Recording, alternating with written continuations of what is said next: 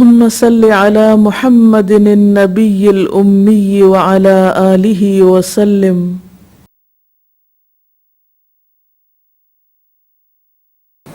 السلام علیکم ورحمۃ اللہ وبرکاتہ.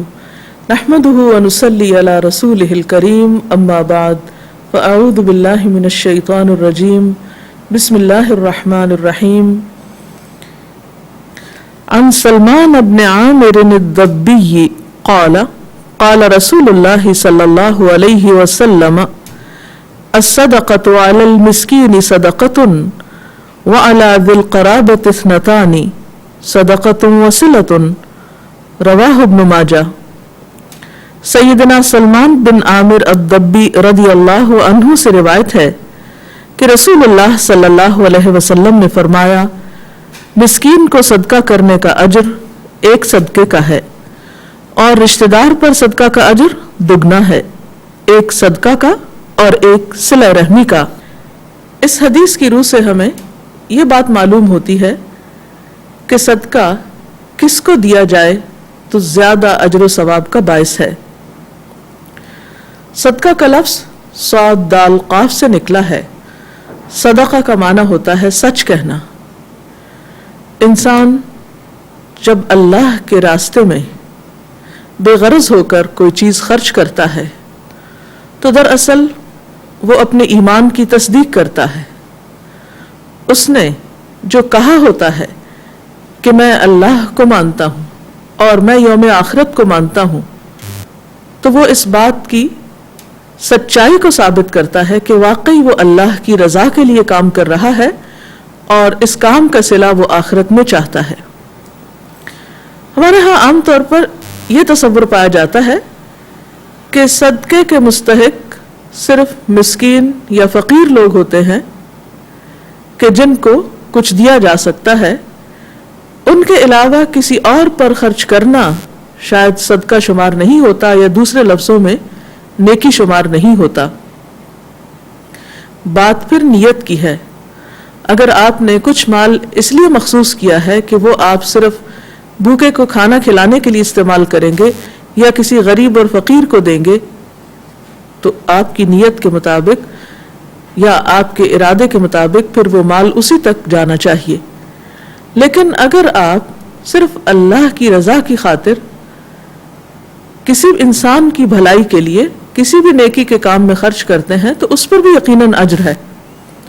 یعنی یہاں پھر یہ بتایا جا رہا ہے کہ صرف غریب اور مسکین اور فقیر کو دینا ہی باعث اجر نہیں، بلکہ اس کے برعکس دوسرے کاموں میں خرچ کرنے پر بھی ثواب ملتا ہے. اور نہ صرف یہ کہ ایک گنا بلکہ بعضوں کا دگنا ثواب بھی ملتا ہے، اور اس میں خصوصی طور پر رشتہ داروں پر خرچ کرنے کا، کیونکہ عموماً رشتہ داروں کو دینا زیادہ مشکل کام ہوتا ہے. غریب مسکین کو تو ہم اس کی ایک ضرورت کو سامنے رکھتے ہوئے کچھ دے دیتے ہیں، اور بعض اوقات ہمارے دل میں رحم کے جذبات ہوتے ہیں یا ہم کسی پر مہربان ہونا چاہتے ہیں، اور بعض اوقات ہم اس کی اصل حقیقت جانتے بھی نہیں ہوتے تو ہمارے لیے دینا مشکل نہیں ہوتا. ہم وقتی کسی منظر سے یا جذبات سے مغلوب ہو کر دوسرے کے ساتھ ایک بھلائی کر دیتے ہیں. رشتہ داروں کے حال احوال عام طور پر ہمیں معلوم ہوتے ہیں، اور بعض اوقات ان کی طرف سے ہمیں ایسی باتیں سننے کو ملتی ہیں یا ایسا رویہ دیکھنے کو ملتا ہے کہ جو ہمارے لیے تکلیف دہ ہوتا ہے.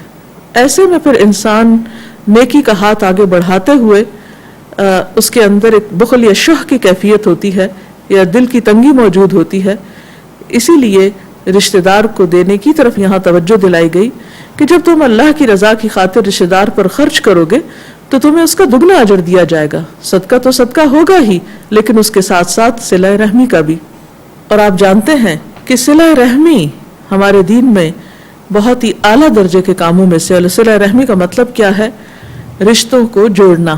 تو رشتوں کو جوڑنے کے لیے ظاہر ہے کہ آپ کچھ کوشش کریں گے، اور انہی کوششوں میں سے ایک کوشش کیا ہے کہ آپ ان پر اپنا مال خرچ کریں، خاص طور پر جب وہ ضرورت مند ہوں. قرآن پاک میں آتا ہے والذین یصلون ما امر اللہ بہ ان یوصل کرنا اور زیادہ اجر و ثواب کا باعث بنتا ہے.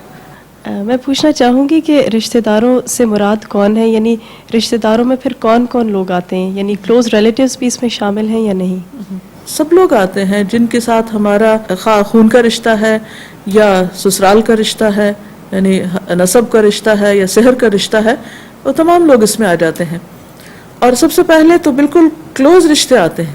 مثلاً شوہر کا اپنی بیوی پر خرچ کرنا، اس کو بھی صدقہ کہا گیا. حدیث میں آتا ہے کہ ایک شوہر جب اپنی بیوی کو کھلاتا ہے تو وہ کھلانا بھی اس کے لیے صدقہ بن جاتا ہے. پھر اسی طرح بیوی اگر کماتی اور وہ بچوں پہ خرچ کرتی تو وہ اور زیادہ اجر و ثواب کا باعث ہے، کیونکہ شوہر پہ تو پھر فرض ہے، اس کو فرض کی ادائیگی کا ثواب مل رہا ہے، لیکن بیوی پر کمانا فرض نہیں ہے. ایک عورت کی ذمہ داری نہیں ہے کہ وہ شوہر پہ خرچ کرے یا بچوں پہ خرچ کرے یا خاندان پہ خرچ کرے، لیکن وہ اگر اپنے ہاتھ کی محنت سے کمائی کے بعد وہ اپنے خاندان پر خرچ کرتی ہے تو وہ اس کے لیے بہترین اجر و ثواب کا باعث ہے. اور اس میں ہمیں ایک حدیث بھی ملتی ہے کہ حضرت زینب جو حضرت عبداللہ بن مسعود کی اہلیہ تھیں، وہ اپنے شوہر پر اور بچوں پر خرچ کرتی تھی کیونکہ ان کے شوہر کے پاس کوئی ایسا کام نہیں تھا.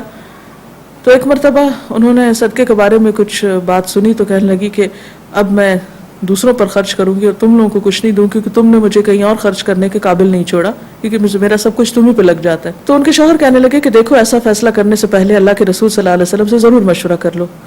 تو بہرحال وہ پہنچتی ہیں آپ صلی اللہ علیہ وسلم کے پاس، دروازے پر حضرت بلال کو پاتی تو حضرت بلال سے کہتی ہیں کہ جاؤ میرا یہ سوال پوچھ کر آؤ، اور یہ کہ میرا نام نہیں بتانا. جو وہ پوچھنے کے لیے جاتے ہیں تو آپ صلی اللہ علیہ وسلم پوچھتے ہیں کہ کون زینب ہے، تو وہ ان کو بتاتے ہیں کہ عبداللہ بن مسعود کی اہلیہ ہیں، اور پھر وہ سوال دہراتے ہیں تو آپ بتاتے ہیں کہ تمہارا اپنے شوہر اور بچوں پر خرچ کرنا جو ہے یہ افضل صدقہ ہے. تو اسی طرح اگر ہم اپنے بہن بھائیوں کو دیتے ہیں یا اپنے شوہر کے بہن بھائیوں کو دیتے ہیں تو یہ تمام چیزیں جو ہیں وہ نیکی میں شمار ہوتی ہیں. یعنی گویا صدقہ دوسرا نام ہے نیکی کرنے کا، یعنی نیکی کا لفظ جو ہے اگر آپ اس کے لیے استعمال کریں تو آپ کر سکتے ہیں.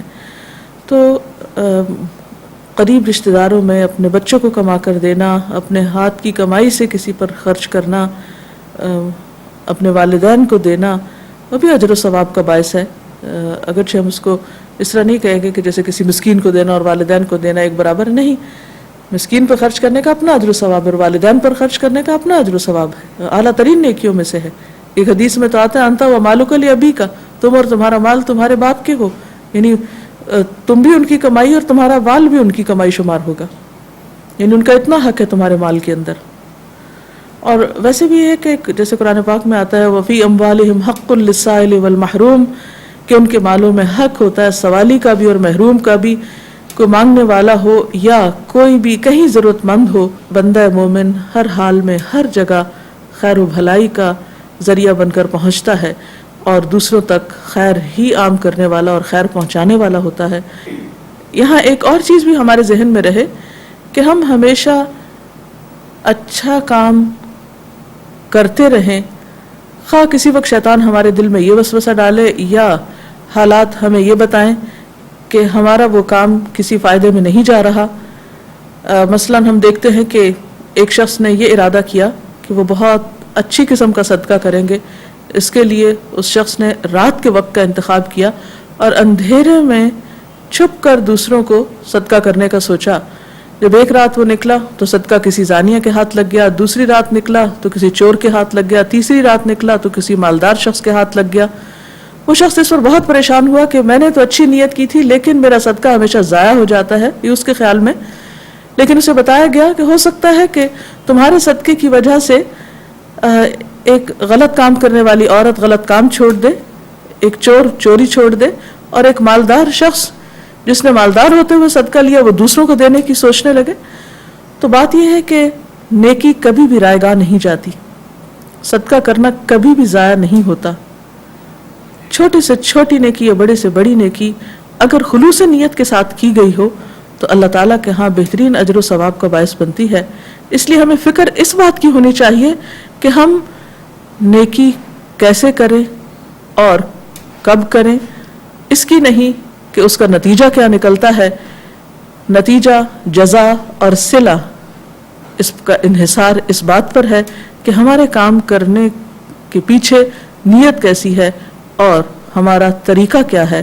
تو دعا ہے کہ اللہ تعالی ہمیں بہترین کاموں کی توفیق عطا فرمائے اور صدقے کی ہر قسم میں کسی نہ کسی طرح ہمارا حصہ ڈل جائے. اللہ تعالی ہمیں نیکیوں ہی کے لیے چن لے. اس کے ساتھ ہی ہمارے آج کے پروگرام کا وقت اختتام کو پہنچتا ہے. اجازت چاہتے ہیں. السلام علیکم ورحمۃ اللہ وبرکاتہ.